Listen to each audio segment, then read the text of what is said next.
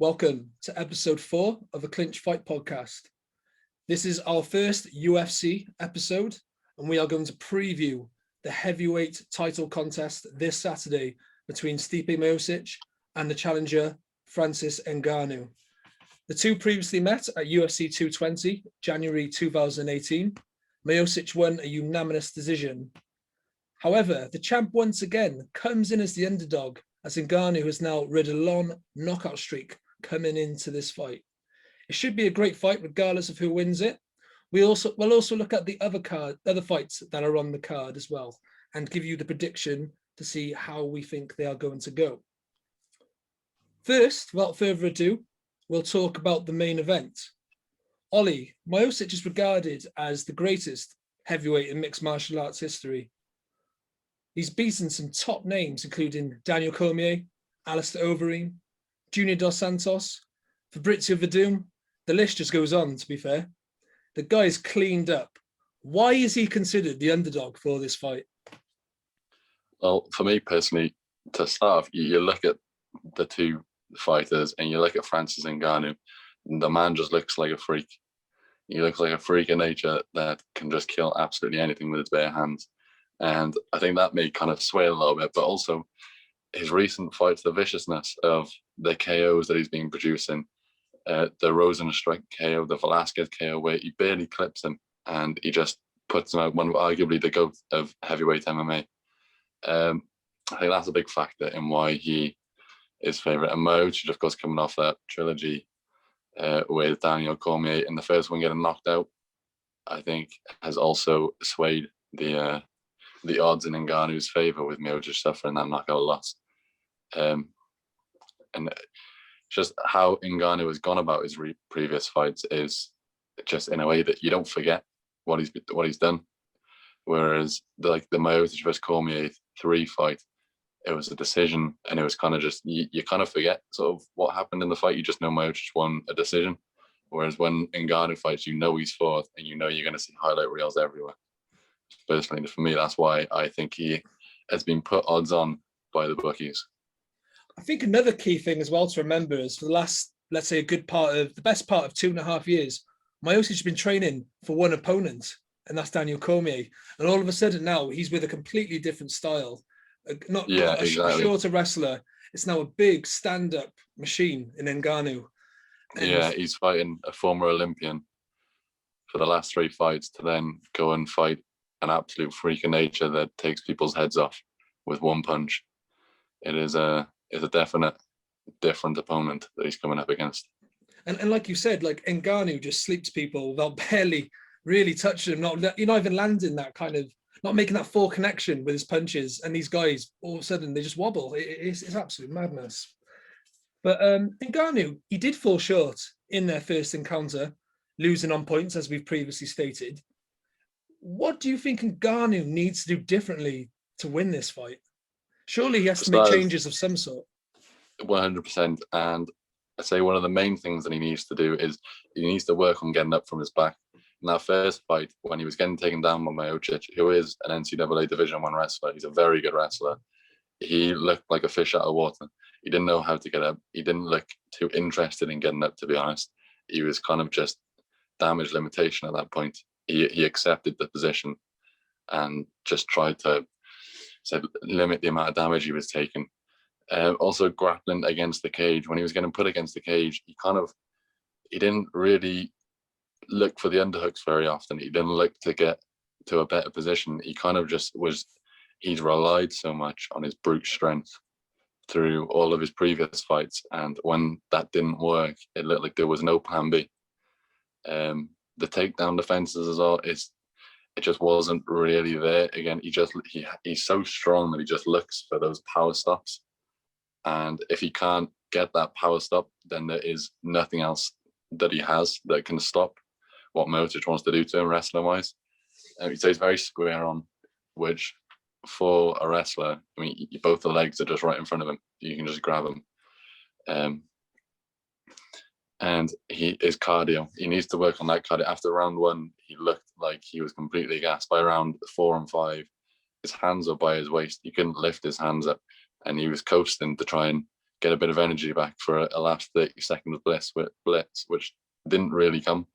The striking was wild, which it needs to be more precise. Miocic is a Golden Glove champion, so just coming in and swinging big bombs is not going to work on Miocic. And we saw his head movement. The head movement was too much for Ngannou. He couldn't land those big shots that he does on everyone else.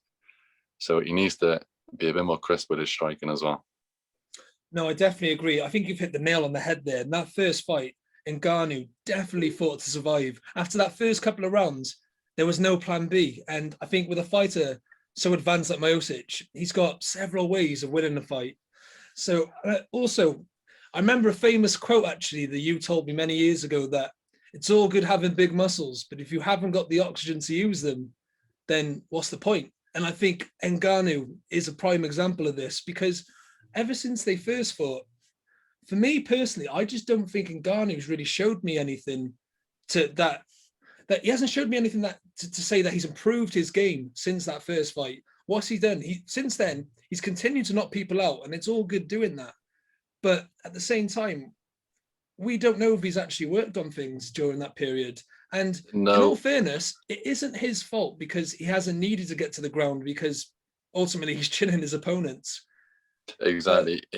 Although I have seen recently he's been training with Kamaru Usman, who is obviously the welterweight champion, very good wrestler. But as I said, Miocic is an NCAA Division 1 wrestler. And the time between the first fight and this fight, and with also Miocic fighting Daniel Cormier, so he will be working on wrestling as well. There's just not enough time for Ngannou to even get close to closing that gap of the difference in wrestling level, which is why I think he's going to struggle there. For sure. Very interesting points being made there. If he falls short again against Miocic, where does Ngannou go? There's still a lot of fights to make heavyweight for Ngannou if he loses. A Derek Lewis rematch where he doesn't look so, when neither of them look so timid, that was arguably one of the most boring fights in MMA history. It was built up to be, a guaranteed first round knockout for someone, and it just didn't happen. They both went in and they both respected each other far too much, and it just didn't come off. So maybe a rematch there. Derek Lewis is coming off a few knockout wins, especially recently, and Curtis Blades. So a rematch there would be good. Cyril Gane, another upcoming heavyweight, just beating Junior Dos Santos. That would be a big fight to make. It's an up and comer versus the guy that is one place off the top. So there is a lot of fights to make at heavyweight for Ngannou, regardless of the outcome of this fight. For sure. I think with Ngannou as well, I think he needs to be careful he doesn't become that kind of gatekeeper, I think, and hopefully he doesn't stick around the UFC too long, because obviously he carries that that mad power, and I think there's other opportunities out there for him. For example, to his game, he's shown us that he's more of a striker. Could he make the transition to boxing? He has the power. He has that kind of boxing style. Maybe that could be another opportunity for him, surely. Yeah, he has that Deontay Wilder power, where no matter what happens during the fight, he just lands that one punch, no matter when it is, and that's it. The fight's done, and everything you've done to him doesn't really matter. All the damage doesn't matter because he just lands that one bomb. But can he do that with the boxing glove on? I'm not too sure. That's very true. I remember actually when he was linked with fighting Dillian White not so long ago, but I think that was more of a fantasy fight, if anything. Can you see the winner of this fighting John Jones? 100%. John doesn't go up to heavyweight to fight a contender. He's going up for the big fight. He's going up for the money fight. He's got time to make up from when he was out of the sport. So he's going up and he's fighting for the belt. I would say that's probably a guarantee. Yeah, for sure. Yeah, I think if Miocic wins, there'll be a massive demand for Miocic and John Jones to fight each other, because these guys, Miocic has dominated the heavyweight division for so long. John Jones dominated the light heavyweight division for so long. It just makes so much sense for them to get it on. It would be the light heavyweight GOAT versus the heavyweight GOAT. And it's the fight that fans want to see. I don't want to see John go up in weight and risk fighting someone like Derek Lewis, where he could get knocked out, and then we just lose the super fight. I want to see him go straight up and take on the big man. For sure, for sure. Do you think any of them can beat Jones? It'll be very interesting seeing, how does John carry that weight at heavyweight. We saw last time when he had his first comeback fight against Oven St. Preux, and he did a lot of weights beforehand. He did a lot of squats, a lot of deadlifts, and he was very prominent on social media with it. And after the fight, during the fight, you could see he was getting gassed, and he said after the fight that he's not going to go back to doing that because of how his body felt.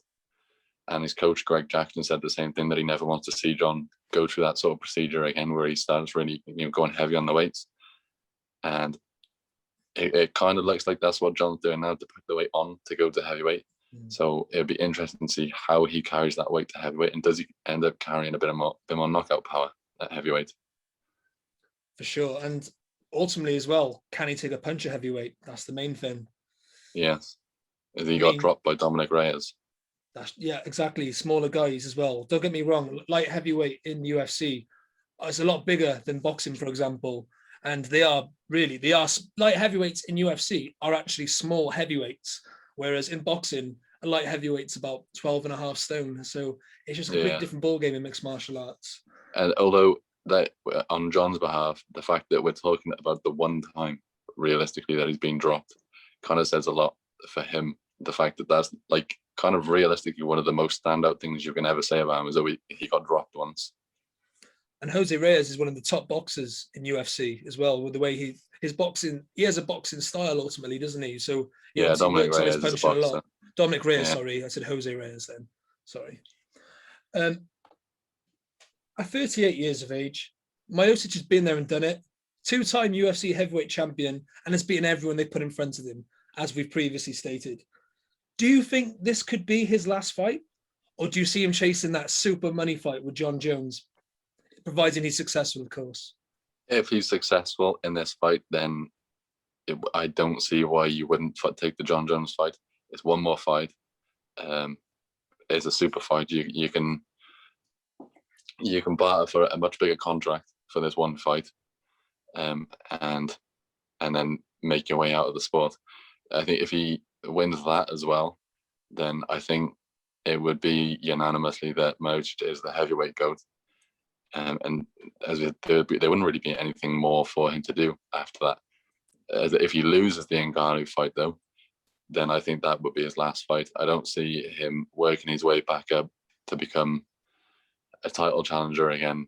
Then also have to fight Ngannou again, that monster. And at this age, he's probably going to end up being around 40 at this point. He has a child. He has a part-time job as a firefighter. I don't see the benefits of doing that. No, and especially when you have a legacy secured, no matter what happens this weekend, in my opinion, Miocic is still the greatest heavyweight of all time, unquestionably. Yes. And he's financially secured. So exactly, why would he continue heavyweights fighting? make a lot of money. Heavyweights make an awful lot of money. And the only fight that makes sense, Miocic going forward, is John Jones. There's no other heavyweight contenders that make sense for him anymore. It's only John Jones. If they say to Miocic, oh, do you want to fight Derek Lewis or do you want to fight John Jones? No. And we're going to pay you triple. Who on this planet is going to go, yeah, do you know what? I'll take a third of the pay and I'll fight Derek Lewis. Exactly. Who also has freakish knockout power. Yeah. But Derek Lewis is a fight I see Miocic winning quite well. So do I. Honest. I would say the exact same. But then, as I said, it's the first time John's ever gone up to this weight. So John doesn't even know how his body's going to react. So I think taking that fight now, because John will probably stay at heavyweight for a good while. I don't think he's going to come up, and if he loses, that'll be him gone. I think that's the weight you'll stay at. And I think Miocic is better off taking that fight first time and getting when John's still fresh at the weight and is learning still. No, definitely. You don't really want to be fighting an active John Jones, especially at heavyweight, where he's going to carry more power, he's going to have more experience. Yeah. Do you want John to go in there 2 or 3 times to fight guys and get used to the weight and get used to how the punches feel, how the grappling and the wrestling feels, or do you want to get him first time? Precisely. So we're going to go with the prediction. Ollie, who wins the main event and how? My prediction is Stipe Miocic wins the main event. He wins it the same as the last time, but I think he's a bit more dominant with the wrestling. I think Francis, as I said, he's not had enough time to close the skill gap, and with Miocic fighting Cormier, his wrestling's only going to have improved.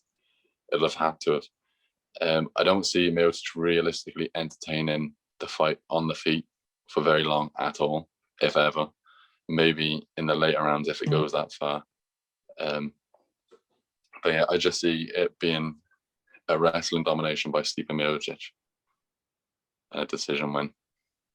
Yeah, I personally can't see Miocic changing anything for this fight. Like I said earlier, Ngannou hasn't really showed much over his last few victories he's had that he's changed much. So I think Miocic will probably feel the same way.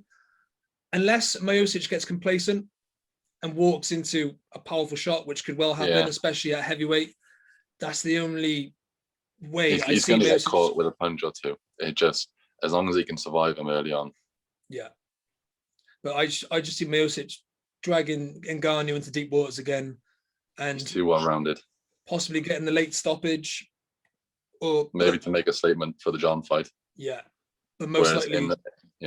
In the end of that first fight, he kind of just let the time run out. Mm-hmm. Whereas I think he may just go, I'm going to make a statement here, and this will sell the John Jones fight even more. Yeah, for sure. I think most likely this goes to points again, and I think Ngannou will probably he knew how to survive before, and he probably will survive the fight again, in my opinion. But yeah, I'd have to go with Miocic points. We're going to turn our attention to a big fight. However, it's no longer taking place this Saturday. It was supposed to be the Kona main event. It was for the featherweight title between Alexander Volkanovski and Brian Ortega. However, the fight will take place over the next month or so. Volkanovski tested positive for COVID. We wish him a speedy recovery. Volkanovski is unbeaten in the UFC. However, many fans believe that he shouldn't have won that fight against Max Holloway. The judges obviously disagreed and gave Volkanovski the split decision that night. Now he takes on Ortega at UFC, well, not at UFC 260 anymore, but later in the month. Ortega's just coming off a lopsided decision over the Korean Zombie. Do you think Volkanovski needs to make a statement to prove to the fans that he's number one when the fight happens? Absolutely. I think this fight is a very good fight, but I think it's going to get shrouded with Max Holloway. I think the way those first two fights went with Holloway and how close they are, and how a lot of people think Holloway won, especially that second fight. Volkanovski really, he has to come out and he said he has to make a statement. This is also going to get compared to the way Max beat Ortega. He beat him in dominant fashion, and I think if Volkanovski doesn't at least do that, then everyone is just going to say, well, this is what Max did to him. You barely did that. Max also, well, most people think beat you, so I don't think he'll be respected as much of a champion. No, I completely agree with you. I think, like we've previously stated, that a lot of people thought Max Holloway won that fight. So if people are going to take Volkanovski serious and say he deserves to be the champion, I think he really needs to do a job on Ortega to show, hang on a minute, when I fought Holloway, that was my best performance. I've just proven to you now, I've absolutely destroyed the top, arguably one of the top UFC contenders here. And what Max has also done with that Calvin Kattar fight is just put the pressure on even more. He went out there and he put on, a clinic. Realistically, that was just a boxing clinic, and that has just put even more pressure on Volkanovski to go out and he has to really make a statement. Definitely, I completely agree. However, let's give Volkanovski some props here. He's won his last 19 fights and he's not lost since 2013. The last time he's lost was in the Australian Fighting Championship days, so a long time ago. However, how much of a threat will Ortega be to his win streak? Ortega's a serious threat to anyone. He's obviously been working on his striking a bit. He's been training with TJ, so if that has anything to go by, TJ under Dwayne Ludwig, his striking improved tenfold, and he became the champion. So his striking, you feel, has to have improved, especially after that Max fight, and in the Korean Zombie fight. He's a first-degree black belt in the Henna Gracie, so he's always deadly on the floor, and that's his bread and butter, and that's where he will want the fight to go. But then, the way Volkanovski is built, he's small and he's stacked, and he's not a bad wrestler himself. So it'd be interesting to see how Ortega's BJJ comes up against Volkanovski's wrestling. Mm-hmm. Yeah, and I mean, Ortega's only tasted defeat once, and that's to Max Holloway. So this will be a serious challenge to Volkanovski. And like we already said, Volkanovski really needs to prove a point here because this guy is legit. But however, what does Ortega need to do to make it second time lucky, do you think? He needs to stick to what he does best. He needs to get the fight to the floor, and he needs to start working his submissions. He's got 7 submission wins. Volkanovski has 11 KOs on his record. So I don't think keeping the fight standing is where Brian Ortega needs the fight to be. It needs to go to the floor, and he needs to do what he's dangerous at. And I think that's his best chance of winning. Interesting stuff. So as previously stated, that Volkanovski, he's won 19 fights coming into this. If he was to make it 20 wins in a row, do you think that it's almost a given that the rematch with Holloway will happen next? Or do you think he'll attempt another weight class? I think no matter what happens next, for Max will fight for the title. Just the way his fights have gone recently, it's impossible. You can't deny that man a title shot next. Whether Ortega, if Ortega wins, obviously it's guaranteed that that's going to happen. If, as you said, Volkanovski wins, does he go down? He used to weigh over 100 kilos when he was playing rugby, and he's got the height to go down. So he's got the frame, but he's got so much muscle that will his body allow him to lose that weight and still perform, at championship level. And also, if he was to realistically go down, the 135-pound division is stacked at the minute as well. So it would be hard for him to jump the queue there, because there's a lot of guys that, realistically, we're probably going to see a Pete Yan versus Aljamain Sterling rematch. And then there's also going to be TJ's fighting Corey Sanderhagen soon, which is realistically a title eliminator.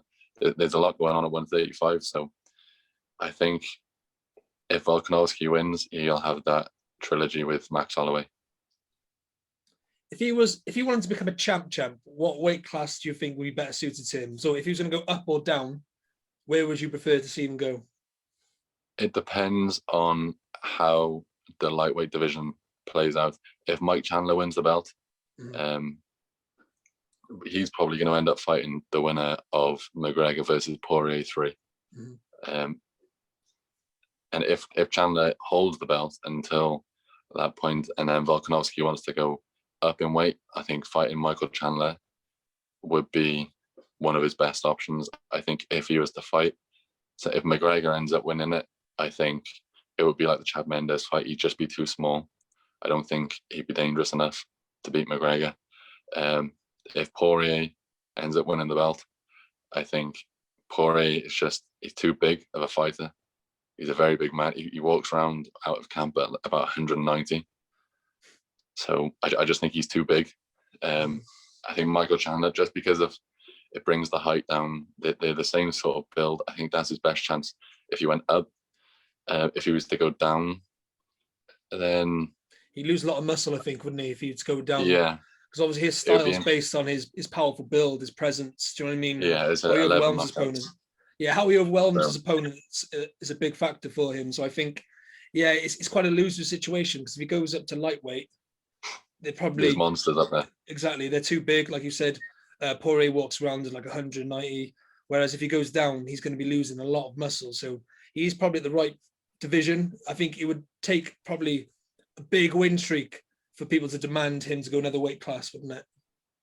Yeah, and even at there's a lot of fighters at featherweight still. It's just Max is the people's champ, and everyone wants Max to be the champ.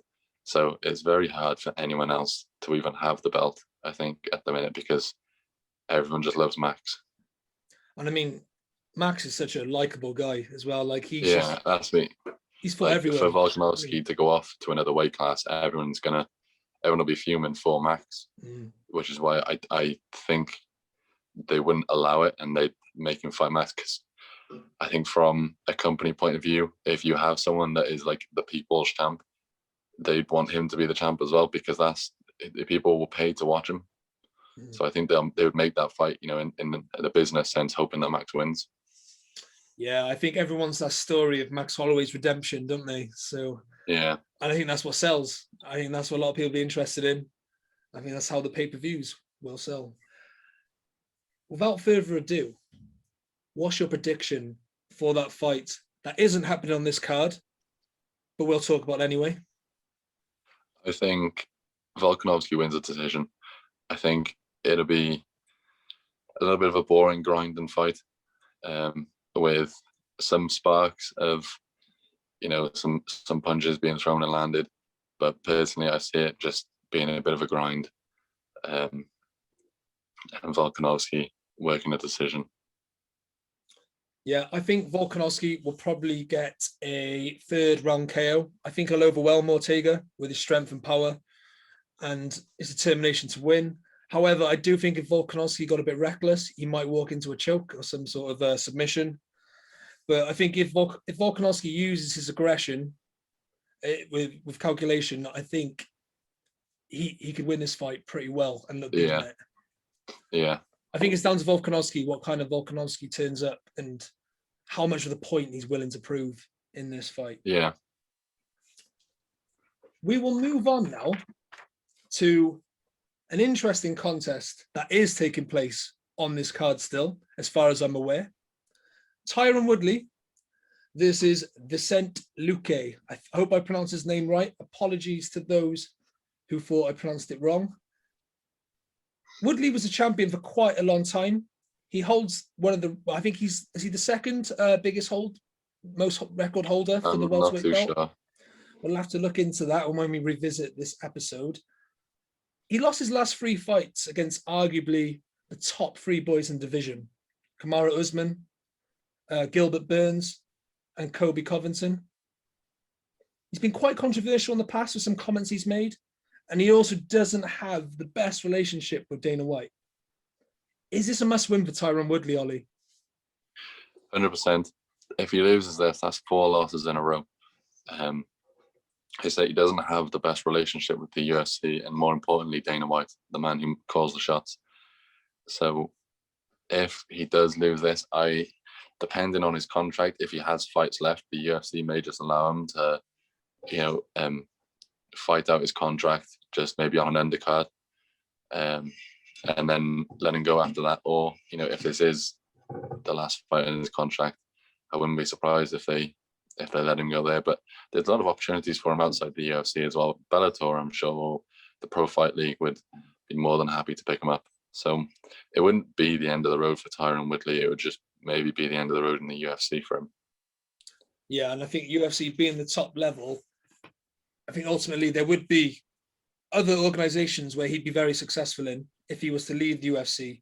However, I think if he loses this contest, I think it almost gives Dana an excuse to get rid of him at the same time. Exactly. Especially if he loses and stinks the place out, because let's be fair, his pay-per-views haven't been the most successful over the years. And it's a shame because he was a great champion and a great fighter. And yeah, a lot of potential. And potentially could have fought Conor McGregor at one point. But I think because he was so unpopular with fans. That's why it never happened, because he was definitely Like a worthy opponent at the time. the Wonder Boy fight, especially the second one, again, which you fall asleep watching it. Yeah, that was, both fights were absolutely terrible, to be fair. I mean, the first one had its moments. I believe there was a knockdown, wasn't there? I think he gets away with the first one though, because the main event for that card was McGregor versus Alvarez. And that was such a perfect performance by McGregor. I think people kind of forget how boring the Woodley fight was just before it. Yeah. But the second one is there is no forgetting how boring that was. Am I not mistaken? Wasn't there an altercation between McGregor and Woodley backstage as well? They had a little stare off after weigh-ins. Yeah. So that could have been that could be almost, that could have sold the fight ultimately. That could have been a good opportunity for McGregor to have fought Woodley after that. But we can't dwell on the past for too long. Vicente Luque has won his last 2 fights. He's been in with some good fighters. He's lost to Stephen Thompson and Leon Edwards, respectively. But he does have a win against Mike Perry, which is a credible name. He's now going to test himself against the former world champion in Woodley. This is a big opportunity for Luque, don't you think, Ol? It is a massive opportunity for him. Gilbert Burns, after beating Tyron Woodley, got a title shot. I don't think it would go that way for Vincent Luque, just because of the fact that Tyron Woodley is on a bit of a skid, but he's on a skid to, as you said, 3 of the best guys in the division. He has not had an easy ride for his past few fights. But this could push Luque, to call out a top 5 opponent. He could fight the likes of someone like Gilbert Burns, who has just lost to the champ. So it wouldn't put him in a title fight, but it could put him up into contention to call out someone that is calling or knocking on the door of a title shot. No, definitely. I think this is a career-defining fight for Luque. This is the name he would be gunning for, and he wins this, he breaks into that top 5, and who knows the opportunities that this could lead to for him. It's massive. Yeah, if he wins this, he could arguably be a fight off fighting for the belt. Especially if he delivers. Sorry, if he delivers the welterweight division. Go on, sorry. Is stacked. There's so much in the welterweight division that you could end up, if that's the route you're going, you could end up waiting 2 years before you get a title shot. So it's a risk you may have to weigh up of, does he sit out for the time whilst the people above him fight for the belt, or does he stay active and risk his top spot? I think what's also important to remember is as well that Usman's more or less cleaning up at the moment in that division, and he might run out of opponents to fight soon. So it could be an opportunity for Luque sooner rather than later. Yeah, although there is obviously Leon Edwards. Very true. And the talk about Leon Edwards versus Colby Covington, and that would be a title eliminator. What a fight that is. So there is a lot going on. It's a dangerous division. But as you said, Usman is kind of clearing up. He's undefeated in the UFC. And they might just run out of opponents, and Luque might just get in luck. No, definitely, for sure. What do you think is the key to victory for both of these guys? We'll start with Tyron Woodley first. How does he win this fight, Al? Woodley's a 2-time NCAA Division I wrestling champion. I think for him, he just needs to do what he's done best. He's also got a bomb in his right hand. So he just needs to get a hold of Luque and just make, as he said, to stink the place. If he does win and he stinks the place out and he just makes it another boring fight, the UFC, it's a double-edged sword. From the UFC aren't going to want to renew a contract with someone that is not fan-friendly, realistically.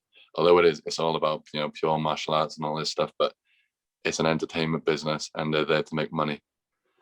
But if he wants to just win and get his confidence back, he needs to just stick to his wrestling. It's a 3-round fight, and he shouldn't be getting tired in a 3 rounds fight, and he should just drag Luque to the deep end. For Luque, I think he needs to keep the distance.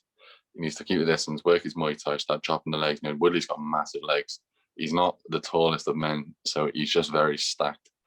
So I think he needs to just start chopping them legs and just stay at a distance, avoid that big overhand, and just be ready to sprawl. But don't bite too much, because Woodley could start faking the takedowns to throw that overhand right. So I think Luque needs to do more on the night. He needs to be more aware than what Woodley would need to be for them to win this fight. No, definitely, because Woodley's got that championship experience ultimately. So he's been there and done it. He knows different ways of how to win. He's grinded out victories in the past. But do you think if Luque made it uncomfortable for Woodley, really pressed him, do you think that could work in his favour? Possibly. It depends how Woodley comes into this fight. He's lost 3 fights in a row. Does he have? He's not going to have the confidence that he did.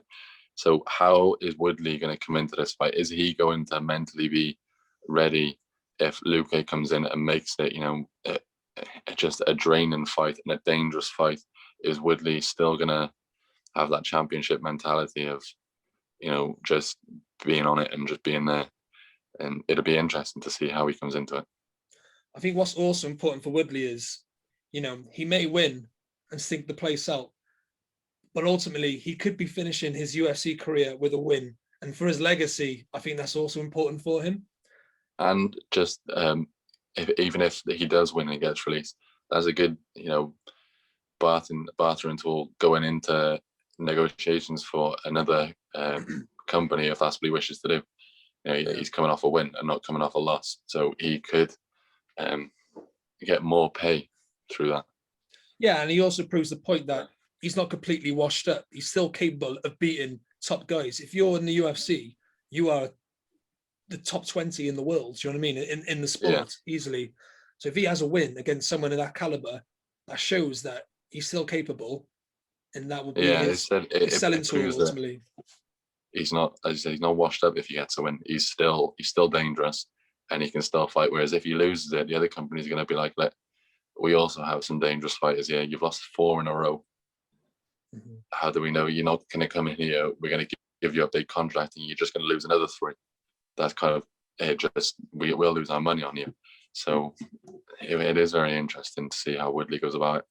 No, and just to the point that you were making about other companies saying that we've got top fighters. Look at Chandler. He came over to the UFC, and now he's got a win, and now he's been talked about for a world title. Well, he is having a world title fight next. Yeah, fighting Charles Oliveira for the title. Exactly. So that proves the point that UFC isn't the only company with good fighters. There are others with plenty of world-class talent as well. Yeah. Without further ado, let's go to the prediction. Ollie, what do you predict that's going to happen for this fight? Personally, I have Woodley win a decision. I think he's going to do exactly as we said. He's just going to make it very boring. He's just going to get a win, get his confidence back, and just do what he does best. I'm going to disagree with that one. I think that Woodley looks pretty sharp, to be honest with me. Like, I haven't seen a good Tyron Woodley. I can't remember the last time I saw a good Tyron Woodley performance, to be honest with you. Even when he won fights, I thought like he was on the slide a little bit, especially in the Stephen Thompson ones. However, he did look good against Darren Till a few years ago. But I'm going to go with a Luque win. I think Luque's going to win on points. I think it's going to be a hard-fought fight, but I think Luque's going to do a bit more. He's going to be more determined because this is a big opportunity and career-defining fight. Woodley's been and done it, and I think mentally that's going to work in Luque's favour. Well, there's only one way to find out. There is, and when we revisit this, we'll see who was right in the predictions. Now we're going to turn our attention to the final fight we will discuss on this episode.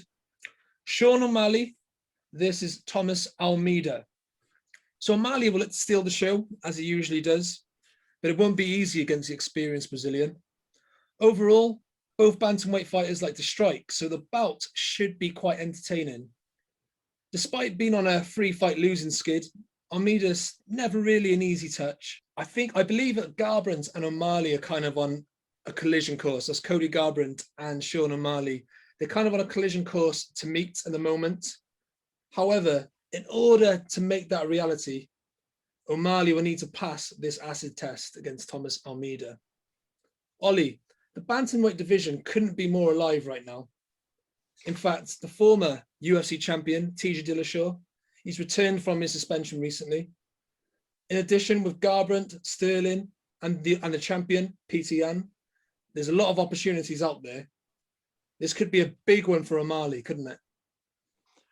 Yes and no.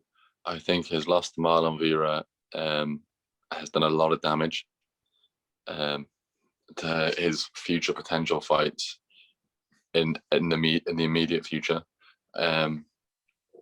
It's hard to, if he wins this fight, then it's hard to see who does he call out. Does he get a fighter that is coming off another loss? Does he go for, like Marlon Moraes, or does he get to go in with someone like Cody, who is also coming off a win, but is he's a lot higher ranked up? It's a weird one to see where he goes, because Almeida he's also on a poor run. He's lost a good few fights. Cody, really he knocked him out quite clean on his way up to the top.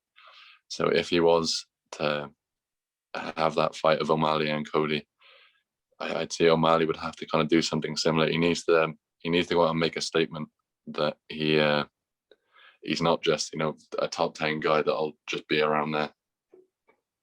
Is that a fight you'd be interested to see, O'Malley vs Garbrandt? Does that interest you? Yes, as long as O'Malley comes out and does what he has been doing, where he's been getting like some flashy knockouts. His striking is very flashy, and it's fun to watch as a fan. And then obviously Cody's just got that wild swing, and if he lands, then you're out. So it would be interesting to watch as a fan, but only if O'Malley wins this fight. If O'Malley doesn't win this fight, then I struggle to see where O'Malley goes after that. Yeah. I think especially with O'Malley being a striker, I think him and Garbrandt would be an interesting matchup, and I think it'd be a good fan-friendly fight. And I think the winner of that potentially gets a title shot. So it would be a big fight, a very big, interesting fight. The big four in the division, it's fair to say this: Yan, Sterling, Dillashaw, and Garbrandt. How do you rank O'Malley amongst those guys? Firmly at the bottom. On current, just seeing how O'Malley, every fight he goes into, he ends up breaking a foot or something. Like he always comes out damaged, which is kind of weird, especially when you're fighting the top guys. Like they're very aggressive. So you see the way like TJ fights and the way Cody fights, they're very aggressive. And I'm not sure how O'Malley copes with that in a fight against them. I'm going to ask you the most serious question of this episode. If you have to put the four of them, if you had to rank the four of their hairstyles compared to O'Malley's, who do you think comes out on top? Aljamain Sterling's top. Well, better than O'Malley's hair? Yeah, I think, because I think he suits it. I don't think O'Malley suits it. No, I think O'Malley just looks like a younger brother that never got a job and just smoked weed all the time. Are you a hater, Ollie, of O'Malley's hairstyle? I'm not a fan of the cornrows, no. Not a fan of the cornrows? Not the colours either? No, not particularly. Oh, okay. He looks like that guy Tekashi 6ix9ine. Oh, but Cody always has a sharp haircut. I like Cody's haircut. And then TJ, and I'd say Yan at the bottom. Okay, fair enough. That clears up the haircut conversation. I was interested to hear your thoughts of O'Malley's style. But moving on to the more serious matters, Ollie, do you see Almeida causing O'Malley many problems in this fight? Like you said, he's lost 3 fights in a row. He kind of looks like he's been a bit of a cannon fodder, just being put there to make O'Malley look good.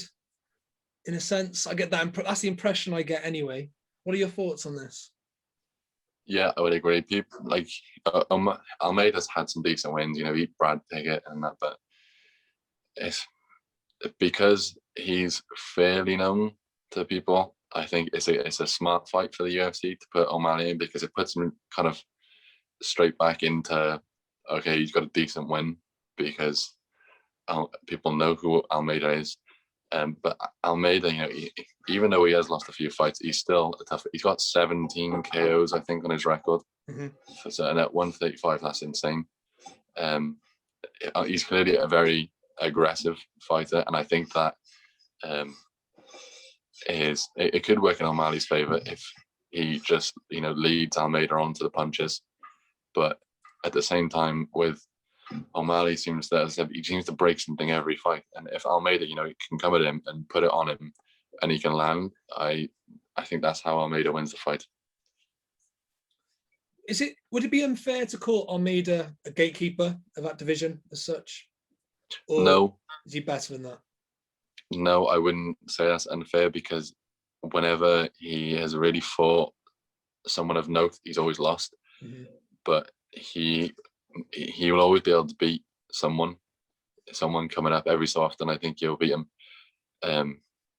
But yeah, I would say calling him a gatekeeper wouldn't be an insult. I think it would be more of a fact. Okay, well, we're going to go to our final prediction of this episode. Ollie, what do you predict for this fight? I think Sugar Sean gets the KO. I think he gets it. He gets another highlight reel knockout. I think it puts him back in contention. And because I think TJ and Corey Sanderhagen fight. If TJ wins that fight, he either fights Cody, which would be a massive fight. That would be absolutely huge. Especially if Jan and Sterling have a rematch, or O'Malley will fight Cody. And that is my prediction. Okay, I think Almeida's obviously a tough guy, but I do feel like he's been put in there for O'Malley to make a statement and to put him in the mix with that big four. So I think O'Malley will win this by second round KO. Right, I think that's a good time to wrap it up now. Just a reminder that you can follow us on Twitter at _Y_C for Clinch. We are also on YouTube. If you just search a Clinch Fight Podcast, you can also check us out on Instagram with a Clinch Fight Podcast as well. Thank you, Ollie, for joining me on this podcast tonight. Well, congratulations on your debut. Welcome to the team. I look forward to more episodes. Yep, likewise. Goodbye, guys.